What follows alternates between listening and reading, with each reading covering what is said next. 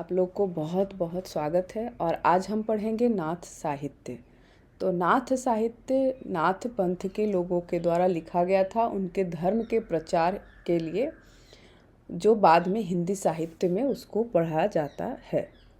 नाथ पंथ के मुख्य रचनाकारों में गोरखपंथ, चौरंगी नाथ, गोपीचंद, भरथरी, चुनकर नाथ आदि का नाम प्रसिद्ध है। इस पंथ को चलाने वाले मत्स्येंद्र नाथ या मच्छंदर नाथ या गोरखनाथ माने गए हैं।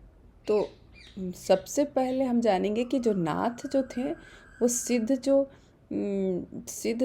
जो पंथ धारा के लोग थे बौद्ध धर्म के, उनके अंतर्गत ही आते थे। परंतु उन्होंने कुछ कारण से वहाँ जब अनैतिकता फैलने लगी तब उन्होंने अलग पंथ की स्थापना की, जिसका नाम था नाथ पंथ। तो मत्स्येंद्र नाथ जो थे, मच्छंदर नाथ जो थे, वो उनको उनके शिष्य गोरखनाथ ने वहाँ से उस सिद्ध जो पंथ था उनसे बाहर निकाला, क्योंकि उनको एक स्त्री का गलत उनके साथ संबंध बनाने लगे थे और मांस मछली खाने लगे थे। इससे उनका पीछा छुड़ाए गोरखनाथ और उन्होंने एक पंथ की स्थापना की।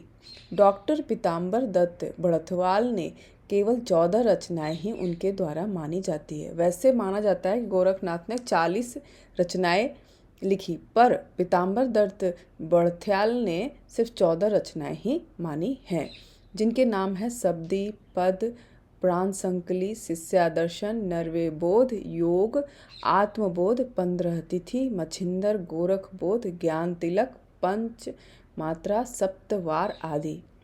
डॉक्टर पीताम्बर दत्त बड़थवाल ने गोरखवाणी नाम से उनकी रचनाओं का एक संकलन भी संपादित किया। नाथ साहित्य के सिद्धांत और भाषा। उन्होंने विवेक का काफ़ी महत्व दिया। नाथ मनुष्य के विवेक को प्रामाणिक मानते हैं और विवेक को ही जीवन की कसौटी स्वीकार करते हैं और उसके आधार पर वे पाखंड का विरोध करते हैं। उसमें जो हिंदू धर्म में या फिर बौद्धों में भी पाखंड काफ़ी आ गया था, उसका उन्होंने विरोध किया और उन्होंने मनुष्य के विवेक को ही प्रामाणिक माना, क्योंकि मनुष्य का जो विवेक होता है वही सर्वप्रथम होता है। तो इस तरह उन्होंने बाकी सबकी जो उस समय जो अवधारणा जो थी, अंधविश्वास जो फैला हुआ था, उसका उन्होंने पुरजोर विरोध किया। अंतः साधना और हठ योग। नाथ साहित्य अंतः साधना पर विश्वास करते थे, मतलब अंतर की जो साधना थी, जो योग थे, उन पे उन्होंने ज़्यादा जोर दिया। उनका मानना था कि जोई जोई पिंडे सोई ब्रह्मांडे, अर्थात जो शरीर में है वही ब्रह्मांड में है।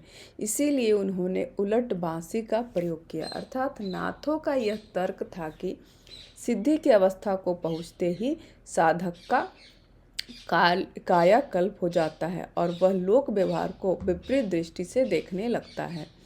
यहाँ पे नाथ साहित्य मानते हैं कि एक साधक की दृष्टि और एक लोक जो व्यक्ति है, जो संसार रूपी जो रहता है, उसकी दृष्टि में काफ़ी फर्क होता है। इसीलिए उन्होंने जो कविता लिखा उसमें उलट बांसी का प्रयोग किया गया, क्योंकि उन्होंने ज्यों का त्यों संसार के शब्दों को नहीं रखा, उनका हमेशा उल्टा ही अर्थ निकाला, इसीलिए उससे उलट बांसी कहा जाता है, जिसे बाद में कबीर ने भी आगे बढ़ाया। उन्होंने भी उलट बांसी का प्रयोग किया। सधुक्कड़ी। नाथ ज़्यादातर यात्रा करते थे, जिस कारण उन्होंने एक संपर्क भाषा विकसित किया, जिसमें ब्रज भाषा, खड़ी बोली, राजस्थानी, पंजाबी मिले हुए थे। इसे आचार्य शुक्ल ने सधुक्कड़ी भाषा कहा, क्योंकि वे सब जगह भ्रमण करते थे, जिसके कारण उनकी भाषा सबसे मिलने लगी। सबकी भाषा उन्होंने थोड़ा थोड़ा प्रयोग करके एक नई भाषा का प्रयोग किया, जिसे सधुक्कड़ी भाषा कहते हैं। हठ योग का उपदेश। गोरखनाथ ने हठ योग का उपदेश दिया। हठ योगियों के सिद्ध सिद्धांत पद्धति ग्रंथ के अनुसार इसका अर्थ है ह सूर्य का और ठ का अर्थ है चंद्र। इन दोनों के योग को ही हठ योग कहते हैं। हिंदी साहित्य में नाथ साहित्य का बहुत बड़ा योगदान है।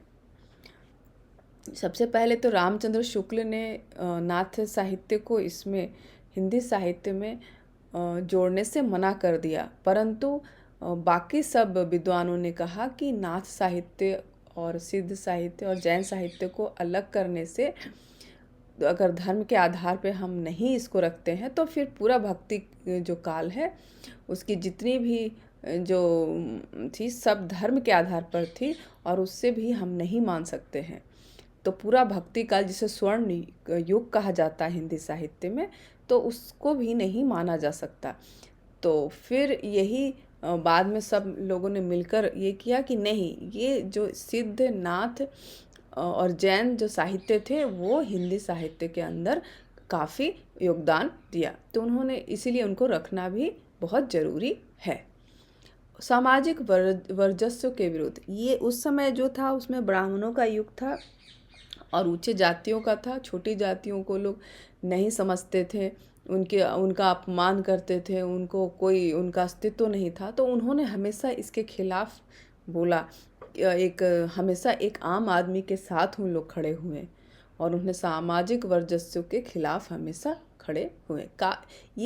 ये उन्होंने सिद्ध जो थे, जो बौद्ध धर्म के सिद्ध संत थे, वहीं से उनका ये विचारधारा आया। काव्य शैली का प्रभाव, तुलसीदास ने जिस कड़बक शैली में रामचरितमानस को रचा वह जैन अपभ्रंश साहित्य का आविष्कार था। यहाँ पे हम लोग पढ़ेंगे कि जो जैन जो थे उनके जो थे जितने भी जो साहित्य थे उनसे ही कड़बक शैली तुलसीदास ने लाया। तो सूरदास राग के आधार पर छंद को रचते थे, जिसकी शुरुआत सिद्धों की रचनाओं में देखी जा सकती है। सूरदास के जो जितने भी महत्वपूर्ण जो भक्ति काल में हुए, तुलसीदास, सूरदास और कबीरदास, उन्होंने जितनी भी रचनाएं की उनका वे प्रेरणा पाए हमेशा सिद्ध, नाथ और जैन जो साहित्य था वहीं से उन्होंने प्रेरणा पाया। निर्गुण संप्रदाय का मार्गदर्शन, नाथ संप्रदाय की परंपरा से निर्गुण संप्रदाय ने भक्ति काल में उनके बताए हुए पद चिन्हों पर चला। नाथ संप्रदाय की विशेषताएं और प्रभाव, धार्मिक समन्वय, नाथ संप्रदाय ने कभी भी मुस्लिम और हिंदू धर्म में भेदभाव नहीं किया। नाथ संप्रदाय में बहुत सारे मुस्लिम भी थे जो आज भी पंजाब में देखने को मिलता है। नाथ साहित्य ने कभी भी, जो संप्रदाय थे उन्होंने कभी भी हिंदू और मुस्लिम में कभी भी भेदभाव नहीं किया। और आज बहुत सारे पंजाब में मिलते हैं जो अपने को सूफी संत बोलते हैं और वे भरथरी की कविता सुनाते, ये सब नाथ संप्रदाय से ही निकले हुए हैं। नाथ संप्रदाय पर उनका बहुत गहरा प्रभाव है और नाथ संप्रदाय वहीं पंजाब और के एरिया में ही जो क्षेत्र था वहीं पे ज़्यादा देखने को मिलते हैं। उन्होंने गुरु शिष्य परंपरा को काफ़ी महत्व दिया। यही गुरु परंपरा बाद में भक्ति काल में देखने को मिलता है। तो इन्होंने जो गुरु शिष्य की परंपरा जो बाद में भी हम कबीरदास में देखते हैं, तुलसीदास में देखते हैं और उन्होंने बहुत, और सूरदास में भी देखते हैं, तो इन्होंने गुरु शिष्य परंपरा को काफ़ी महत्व दिया जो बाद में भक्ति काल में भी देखने को मिलता है। गुरु को बहुत, यहाँ तक कि भी माना गया कि भगवान से भी बढ़कर गुरु होते हैं। आंतरिक अनुभूति, जैन और नाथ संप्रदाय ने बाह्य आडंबरों को बिल्कुल नकारा। इसी तरह बाद में भक्ति काल में भी बाह्य आडंबर को त्याग कर आंतरिक अनुभूति को ज़्यादा महत्व दिया। हम निर्गुण और संप्रदाय ने ज़्यादा भक्ति काल के जो निर्गुण संप्रदाय थे उन्होंने बाह्य आडंबर को बिल्कुल नकार दिया और उन्होंने जो आंतरिक अनुभूति थी उसको ज़्यादा महत्व दिया।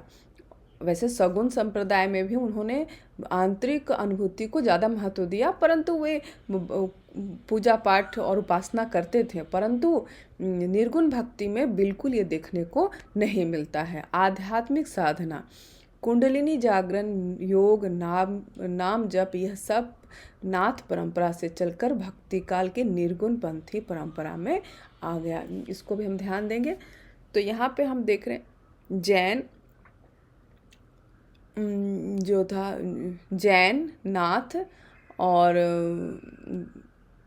सिद्ध, जो जितनी परंपराएं थी, जो संप्रदाय थे, उनका बाद में काफ़ी असर पड़ता है भक्ति काल पे और वो परंपराएं बाद में चलती ही रहीं। तो आप लोगों को बहुत बहुत धन्यवाद मेरे साथ बने रहने के लिए। आप मेरे साथ जुड़े रहें और मैं बाद में भी आपके लिए वीडियो लाते रहूँगी। और अगर आपको मेरा वीडियो पसंद आया तो आप लाइक करें, सब्सक्राइब करें। Thank you. नमस्कार।